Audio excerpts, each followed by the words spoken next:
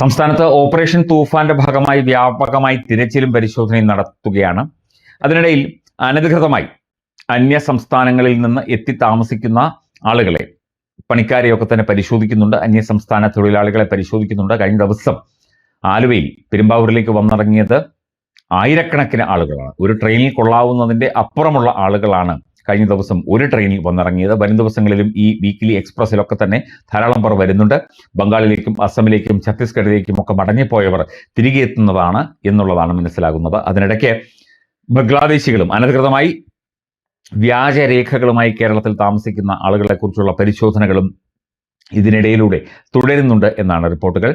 ബംഗാളിൽ തന്നെ ഏതാണ്ട് 4500-ലധികം ബംഗ്ലാദേശികളെ, അതായത് വ്യാജരേഖയുമായി ബംഗാളിൽ വന്ന് താമസിച്ച ബംഗ്ലാദേശികളെ, കുടുംബത്തോടെയൊക്കെ താമസിച്ച ബംഗ്ലാദേശികളെ കഴിഞ്ഞ ദിവസം തിരിച്ചയച്ചു എന്നുള്ള കാര്യം ബംഗാൾ മുഖ്യമന്ത്രി സുവേന്ദു അധികാരി പറഞ്ഞിരുന്നു. ഇന്നിപ്പോൾ കൊട്ടാരക്കരയിൽ കരിക്കത്ത് നിന്ന് പോലീസ് പിടികൂടിയ ബംഗ്ലാദേശി സംഘം, അവരുടെ പക്കലുണ്ടായിരുന്നത് Aadhaar, PAN card, ration card ഉൾപ്പെടെയുള്ള രേഖകളാണ്. ഇതൊക്കെ തന്നെ വ്യാജമാണ്. അതായത് നമ്മുടെ നാട്ടിൽ വ്യാജ ആധാറും റേഷൻ കാർഡും അതുപോലെയുള്ള രേഖകളുമായിട്ട് ആളുകൾ പലപ്പോഴും താമസിക്കുന്നുണ്ട് എന്ന് ഇതിനു മുൻപും സൂചനകൾ ഉണ്ടായിരുന്നു. സംഘത്തിലെ പ്രധാനി 4 മാസം മുൻപ് കുടുംബത്തോടൊപ്പം നാട്ടിലേക്ക് മടങ്ങി. ബംഗ്ലാദേശിലേക്കാണോ ബംഗാളിലേക്കാണോ എന്നറിയില്ല, മടങ്ങി എന്നും പിടികൂടിയവർ പറയുന്നു. പ്രധാന പ്രതിയുടെ മൊബൈൽ ഫോണിൽ ഉണ്ടായിരുന്ന ബംഗ്ലാദേശി പാസ്പോർട്ടിന്റെ വിവരങ്ങളാണ് സംഘം ബംഗ്ലാദേശികൾ തന്നെയാണ് എന്ന് ഉറപ്പിച്ചത്. 13 വർഷം മുൻപ് ബഗേർഘട്ട് ചലിതാമുനിയ സ്വദേശിയായ അമിഞ്ഞാനും ഭാര്യ മുംതാസും ഇന്ത്യയിലേക്ക് നുഴഞ്ഞു കയറുകയായിരുന്നു. 2500 രൂപ നൽകി വ്യാജ ആധാർ കാർഡും രേഖകളും ആദ്യം തയ്യാറാക്കിയത് ബംഗ്ലാദേശിൽ നിന്ന് തന്നെയായിരുന്നു. ബംഗ്ലാദേശിൽ ഇന്ത്യൻ പാസ്പോർട്ടും ഇന്ത്യൻ ആധാറും ഇന്ത്യൻ വ്യാജരേഖകളും തയ്യാറാക്കി നൽകുന്ന സംഘം വ്യാപകമായി തന്നെ പ്രവർത്തിക്കുന്നുണ്ട്. പണം നൽകി അതിർത്തി വേലിക്ക് അടിയിലൂടെ നൂഴ്ന്ന് ഇന്ത്യയിലേക്ക് കടക്കുകയായിരുന്നു. ഈ വേലിയാണ് ഇപ്പോൾ സുവേന്ദു അധികാരി സർക്കാർ ശക്തമാക്കുന്നത്, ഇലക്ട്രിഫൈ ചെയ്യുന്നത്. അവിടെ തന്നെ BSFന്റെ ഒക്കെ തന്നെ ശക്തമായ സാന്നിധ്യം സ്ഥിരമായി ഉണ്ടാക്കാൻ പോകുന്നത്. 2017 ഇവർ കേരളത്തിൽ ചാലക്കുടി, തൃശ്ശൂർ ജില്ലയിലെ ചാലക്കുടിയിലെത്തിയത്. 2018 കരുനാഗപ്പള്ളിയിലെത്തി. ഇടയ്ക്ക് ബംഗളൂരുവിൽ പോയി യഥാർത്ഥ ആധാർ കാർഡ് സ്വന്തമാക്കുകയും ചെയ്തു.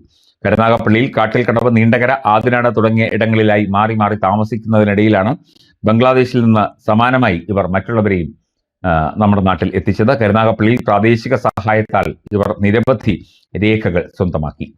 വോട്ടർ തിരിച്ചറിയൽ card, ration card, PAN card, Karunya ആരോഗ്യരക്ഷാ പദ്ധതി കാർഡ്, ബാങ്ക് അക്കൗണ്ട്, ഭക്ഷണശാല നടത്തുന്നതിനുള്ള ലൈസൻസ് തുടങ്ങി ഇന്ത്യൻ പൗരന് ലഭിക്കാവുന്ന എല്ലാ രേഖകളും ഇവരുടെ പക്കലുണ്ടായിരുന്നു. ഒരു സാധാരണ ഇന്ത്യക്കാരന് പോലും, കേരളത്തിൽ താമസിക്കുന്ന നമ്മളെപ്പോലുള്ള സാധാരണ ഇന്ത്യക്കാർക്ക് പോലും ഇത്രയും അധികം രേഖകൾ ഇല്ല എന്നതാണ് മറ്റൊരു കാര്യം. ഇതിനെല്ലാം സഹായം ചെയ്തത് പ്രാദേശിക സംഘങ്ങളായിരുന്നു. കേന്ദ്ര സർക്കാർ SIR നടപടികൾ തുടങ്ങിയതോടെയാണ് 4 മാസം മുൻപ് അമിജാൻ 2 കുട്ടികളെയും കൂട്ടി ട്രെയിനിൽ ബംഗ്ലാദേശിലേക്ക് പോയത്. മറ്റുള്ളവർ 2 മാസം മുൻപ് കൊട്ടാരക്കരയിലേക്ക് മാറി. എല്ലാവരെയും ഇപ്പോൾ അറസ്റ്റ് ചെയ്ത് റിമാൻഡ് ചെയ്തിട്ടുണ്ട്. ബാക്കി നടപടികൾ, കാരണം ഇവർ ബംഗ്ലാദേശി പൗരന്മാരായതിനാൽ മറ്റ് നടപടികളൊക്കെ തന്നെ നിയമപരമായി നടപ്പാക്കേണ്ടതുണ്ട്. 5 പുരുഷന്മാരെ തിരുവനന്തപുരം സെൻട്രൽ ജയിലിലേക്കും 2 സ്ത്രീകളെയും കുട്ടികളെയും അട്ടക്കുളങ്ങര വനിതാ ജയിലിലേക്കും കുട്ടികളിൽ ഒരാളെ അഗതി മന്ദിരത്തിലേക്കും മാറ്റിയിട്ടുണ്ട്. ലോവർ കരിക്കത്ത് ആക്രി സ്ഥാപനത്തിൽ നിന്നാണ് 3 കുട്ടികൾ ഉൾപ്പെടെ 10 പേരെ കഴിഞ്ഞ ദിവസം കൊട്ടാരക്കര പോലീസ് കസ്റ്റഡിയിലെടുത്തത്. തീർച്ചയായിട്ടും ഇത്തരത്തിലുള്ള ആളുകൾ പലയിടങ്ങളിലായി പല രീതിയിൽ നമ്മുടെ നാട്ടിൽ താമസിക്കുന്നുണ്ട്. നമ്മുടെ മുറ്റത്തുകൂടി പണി ചെയ്യാൻ വരുന്ന ആൾ ചിലപ്പോൾ ബംഗ്ലാദേശി ആയേക്കാം. രേഖകളൊക്കെ തന്നെ കയ്യിലുണ്ട്. അതുകൊണ്ട് ഇവർ ഇന്ത്യയിൽ വന്ന ശേഷം രേഖകൾ വ്യാജമായി നിർമ്മിച്ച് ഉണ്ടാക്കി ഇവിടെ ജീവിക്കുകയാണ്. എല്ലാവിധ കാരുണ്യ ആരോഗ്യരക്ഷ ഇൻഷുറൻസ് പദ്ധതിയുടെ കാർഡ് വരെയുണ്ട്. എല്ലാവിധ ആനുകൂല്യങ്ങളും, ഇന്ത്യൻ ആനുകൂല്യങ്ങളും നേടിക്കൊണ്ടാണ് അനധികൃതമായി ബംഗ്ലാദേശികൾ ഇവിടെ താമസിക്കുന്നത് എന്നത് പരസ്യമായ രഹസ്യമാണ്. ആഭ്യന്തരമന്ത്രി രമേശ് ചെന്നിത്തല ഇടപെട്ട് ഈ ഓപ്പറേഷൻ തൂഫാൻ പോലെ തന്നെ അതിശക്തമായ നടപടി ഈ ഒരു വിഷയത്തിലും കൈക്കൊള്ളണം. കാരണം ആയിരക്കണക്കിന് പേരാണ് ഇപ്പോൾ വന്നുകൊണ്ടിരിക്കുന്നത്. ആരാണ്, എവിടെ നിന്നാണ്, എന്താണ്, ഏതാണ് എന്നൊന്നും നമുക്കറിയില്ല. നമ്മുടെ ജീവനും സ്വത്തിനും ഭീഷണിയാകുന്ന തരത്തിൽ ഇവർ പെരുമാറുന്നത്, നമുക്ക് ശല്യമാകുന്ന തരത്തിൽ ഈ അന്യസംസ്ഥാന തൊഴിലാളികൾ എന്ന് പറയുന്ന ആളുകൾ പെരുമാറുന്നത് സ്ഥിരം സംഭവമാണ്. അതിശക്തമായ നടപടി ഈ ഒരു വിഷയത്തിൽ കൈക്കൊള്ളണം എന്ന് തന്നെയാണ് കേരളത്തിലെ ജനങ്ങൾ ആവശ്യപ്പെടുന്നത്.